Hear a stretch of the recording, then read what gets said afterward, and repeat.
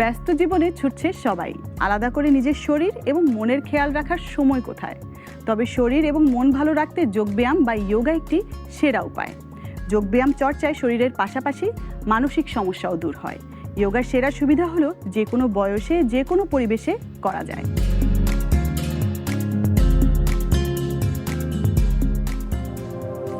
শুভ সময় সবাইকে, আপনাদের সবাইকে আমন্ত্রণ জানাচ্ছি যোগাসনে। আমি এলিজা চৌধুরী, যোগ প্রশিক্ষক এলিজা সিয়োগার। সবার প্রথমেই বলে নেই, যোগের জন্য আপনাকে এক্সট্রা কিছু করতে হবে না। এক্সট্রা কিছু বলতে আমি বুঝাচ্ছি যে আপনার প্রিপারেশনের যে বিষয়টা, এগুলো কিছুর দরকার নেই। শুধু মাথায় রাখতে হবে আপনার পেটটা একটু খালি থাকতে হবে, অথবা খাবার 4 ঘন্টা পর আমরা শুরু করব। হ্যাঁ, অবশ্যই আমি বলে নিচ্ছি যেটা আগে, যোগার যে কোনো আসনে যাওয়ার আগে শুষ্ক ব্যায়াম অথবা বডি মুভমেন্ট, জয়েন্ট মুভমেন্ট যে বিষয়গুলো আছে এগুলো আগে করে নিব। যে কোনো আসনে যাওয়ার জন্যে আমরা কিন্তু তাড়াহুড়া যেই বসে গেলাম একটা করে ফেললাম সেটা কিন্তু হবে না। প্রথমে ঘাড়ের মুভমেন্ট, শোল্ডার মুভমেন্ট, ছোট ছোট যে বিষয়গুলো আছে, রিচ মুভমেন্ট, ফিঙ্গার মুভমেন্ট, এগুলো আমরা করে তারপরে আরামদায়ক অবস্থানে বসে আমরা আমাদের প্রয়োজনীয় আসনগুলো একটু লম্বা সময় ধরে করব। বডি ওয়ার্ম আপগুলো শেষে এখন আমরা একটা আসনে চলে যাচ্ছি। আসনের নাম হচ্ছে গোমুখা আসন অথবা কাউ ফেস আসন।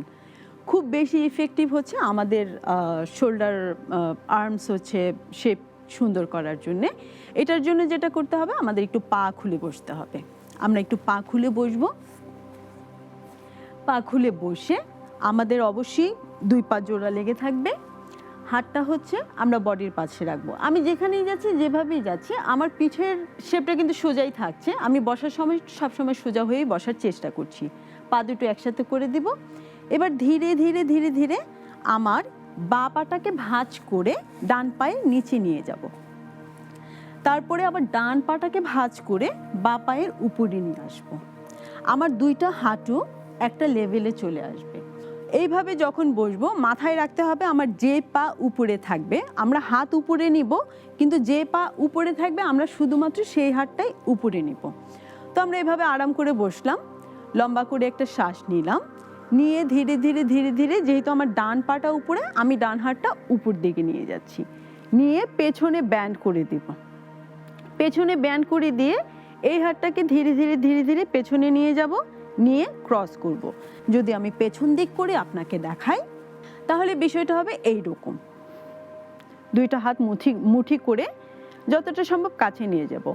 অনেকেই বলবেন যে এটা তো হাতটা পেছনে যায় না, অনেকেরই যাবে না। যতটুকু হয় আমি ততটুকুই করব। আমার আসছে, আমি করেছি। আপনার আসেনি, এইটুকুই আপনার জন্য পারফেক্ট। আপনি প্রথমে চেষ্টা করবেন আস্তে আস্তে আস্তে আস্তে হাতটাকে প্রেস করতে, তাহলে এটা নেমে যাবে। তারপরে নিচ থেকে হাতটা নিচ থেকে পুশ করে উপরে এনে, অথবা আমরা এভাবে ক্রসও করতে পারি, এভাবেও ক্যাচ করতে পারি, এভাবে ধরে থাকতে পারি। অনেক সময় হয় যে রিবন অথবা টাওয়েল বাসায় যদি লম্বা কিছু থাকে, 2টা দিয়ে আমরা টেনে টেনে টেনে টেনে টেনে টেনে টেনে টেনে ধীরে ধীরে আমরা হাতটাকে কাছে আনতে পারি। অবশ্যই চোখটা বন্ধ থাকবে। Normal breath. 1 2 3 4 5 6 7 8 9 10। নাও স্লোলি রিটার্ন। ধীরে ধীরে ধীরে ধীরে হাতটা খুলে দিব। এই হাতটা নিয়ে আসবো, পেছনের হাতটা নিয়ে আসবো। এটা একটা পোর্শন আমি করলাম। সেকেন্ডটাও ঠিক একইভাবে পাটা খুলে দিব। খুলে দিয়ে আগে ডান পাটা উপরে ছিল, এবার ডান পাটা আমরা নিচে নিয়ে আসলাম, এবার বাঁ পাটাকে উপরে নিয়ে আসলাম। ঠিক একইভাবে বসবো। আগের বার আমার ডান পা উপরে ছিল তাই ডান হাত উপরে দিয়েছি, এবার আমার বাঁ পা উপরে আছে তাই আমি বাঁ হাতটা উপরে দিয়ে দিলাম। ঠিক একইভাবে যাব, একইভাবে বসবো। লম্বা করে শ্বাস নিয়ে ছেড়ে নর্মাল ব্রিথে চলে যাব।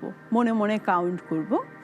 অবশ্যই যাদের হচ্ছে রিসেন্ট শোল্ডারে কোনো ইনজুরি হয়েছে, কোনো অপারেশন হয়েছে, অথবা খুব বেশি ব্যথা আছে, তারা এটা এড়িয়ে চলবেন। তাদের জন্য এটা না করাই ভালো।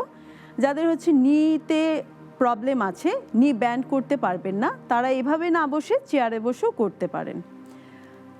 লম্বা করে শ্বাস নিলাম, নিয়ে ধীরে ধীরে ধীরে ধীরে ছাড়তে ছাড়তে ছাড়তে ছাড়তে ফেরত চলে আসলাম। প্রথমে যখন আমরা করব, তারা খুব বেশি সময় দিতে পারবো না, বা হাতটা ক্লোজ করাটা একটু কষ্টকর হয়ে যাবে। তারা ধীরে ধীরে ধীরে ধীরে যদি প্র্যাকটিস করেন তাহলে এই ছোট ছোট জিনিসগুলো দিয়ে আপনি আপনার হাতের শেপটা সুন্দর করতে পারবেন। যাদের আর্মসটা খুব বেশি চওড়া, দেখতে একটু কেমন লাগে, সুন্দর শেপটা আনার জন্য, ড্রেসের যে শেপটা ঠিক থাকার জন্যে এই ছোট ছোট আসনগুলো আপনি বাড়িতে একটু প্র্যাকটিস করবেন। আশা করছি অবশ্যই অবশ্যই আপনি এর থেকে ভালো ফল পাবেন। ধন্যবাদ।